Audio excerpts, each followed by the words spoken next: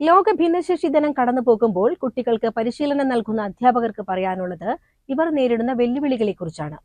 തുച്ഛമായ ശമ്പളവും അടിസ്ഥാന സൗകര്യക്കുറവും ഇവരെ വലിയ പ്രയാസത്തിലേക്കാണ് നയിക്കുന്നത്.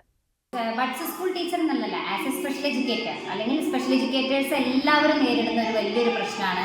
സമൂഹത്തിൽ ഞങ്ങളിങ്ങനെ ഭിന്നശേഷിയുള്ള കുട്ടികളെ പഠിപ്പിക്കുന്ന ടീച്ചറാണെന്ന് പറഞ്ഞു കഴിഞ്ഞാൽ അവരൊരു മാറ്റി നിർത്തപ്പെടുന്ന ഒരു പ്രവണതയുണ്ട്. അതായത് പൊതുവെ എന്താപ്പോൾ അവിടെ പോയാൽ നിൽക്കുന്ന പണി, അല്ലെങ്കിൽ ആ കുട്ടികളെ നോക്കാൻ എന്താ, അവർക്ക് പഠിപ്പിക്കാനൊന്നുമില്ലല്ലോ എന്നുള്ള ചോദ്യമാണ്.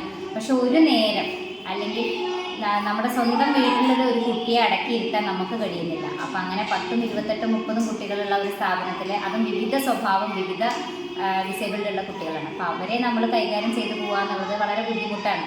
പറയുന്നവർക്ക് പറയാം എന്താ അവിടെ പോയി രാവിലെ തൊട്ട് വൈകുന്നേരം വരെ ഇരിക്കലെന്ന്. പക്ഷേ ഞങ്ങൾ എടുക്കുന്ന എഫേർട്ട് ആരും അറിയുന്നില്ല. അതിൻ്റേതായ വരുമാനങ്ങളോ അല്ലെങ്കിൽ ഞങ്ങൾ സ്ഥിരം പോലും അല്ല. നാളെ ഒരു ഭരണസമിതി മാറുക അല്ലെങ്കിൽ നാളെ വേറെ എന്തെങ്കിലും ആയിക്കഴിഞ്ഞാൽ നമ്മൾ പോകാൻ പറഞ്ഞാൽ ചിലപ്പോൾ പോകേണ്ടി വരും.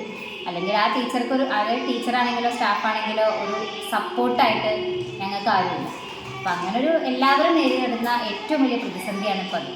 ബഡ് സ്കൂൾ അധ്യാപകരെ നിസ്സാരവൽക്കരിച്ച് മാറ്റി നിർത്തുന്ന പ്രവണത പലർക്കുമുണ്ടെന്ന് മണ്ണമ്പറ്റ സ്നേഹാലയം ബഡ് സ്കൂളിലെ അധ്യാപിക രമ്യ പറയുന്നു. 38ഓളം കുട്ടികളാണ് ഇവിടെയുള്ളത്.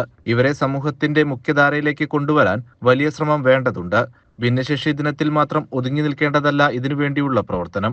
പഞ്ചായത്ത് വലിയ പിന്തുണ നൽകുന്നുണ്ട്. എങ്കിലും കുട്ടികൾക്കനുസരിച്ചുള്ള സ്റ്റാഫുകളുടെ കുറവ് ഇവിടെയുണ്ട്. ഇതിലെല്ലാം ശ്രദ്ധ വേണമെന്നും പണത്തിനപ്പുറമുള്ള പൊതുജനങ്ങളുടെ പിന്തുണയാണ് ആവശ്യമെന്നും രമ്യ പറഞ്ഞു. കുട്ടികൾ കൂടുന്നതിനനുസരിച്ചുള്ള സ്റ്റാഫിനെ വെക്കാൻ നമുക്കിവിടെ പറ്റുന്നില്ല. അപ്പോൾ അതിൻ്റേതായ ബുദ്ധിമുട്ടുകൾ എനിക്കെന്നല്ല ഇവിടെയെന്നല്ല മൊത്തത്തിൽ എല്ലാ ബഡ്സ് സ്ഥാപനങ്ങളാണെങ്കിലും അല്ലെങ്കിൽ ഇങ്ങനെ നടത്തിക്കൊണ്ടുവന്ന സ്ഥാപനങ്ങളുടേതായ ബുദ്ധിമുട്ടുകളാണ് അത് പറയുന്നത്. സ്റ്റാഫുകളെ വെക്കാനൊരു ഫണ്ടിൻ്റെ പരിമിതിയുണ്ട്. അപ്പോൾ 20 കുട്ടികൾക്ക് ഒരു ടീച്ചർ എന്നുള്ള നിലയ്ക്ക് വയ്ക്കുമ്പോൾ നമുക്ക് 10, 28, 30 കുട്ടികൾക്ക് ഞങ്ങളൊരു ടീച്ചറും ഒരു നോൺ ടീച്ചിങ് സ്റ്റാഫുമാണ് ഉണ്ടാവുക. അപ്പോൾ അവരെ ശരിയായ രീതിയിൽ നമുക്ക് മുന്നിലേക്ക് കൊണ്ടുവരാൻ പറ്റുന്നില്ല. അപ്പോൾ അതിനുള്ള സഹായങ്ങൾ ഒക്കെ എല്ലാവരുടെ ഭാഗത്തും, അതേപോലെ സ്പോൺസർഷിപ്പുകൾ നമ്മൾ സ്വീകരിക്കുമ്പോൾ ഏറ്റവും നന്നായിട്ടുള്ളത് കുറേ ക്യാഷ് തന്ന് സഹായിക്കുന്നതിനേക്കാളും ഇവർക്ക് എന്താണ് വേണ്ടത് എന്ന് മനസ്സിലാക്കിക്കൊണ്ട് അല്ലെങ്കിൽ എന്തെങ്കിലും ഒരു തൊഴിൽ പരിശീലനത്തിനുള്ളത് കിട്ടുകയാണെങ്കിൽ വളരെ ഉപകാരമായിരുന്നു. CCN കടമ്പഴിപ്പുറം.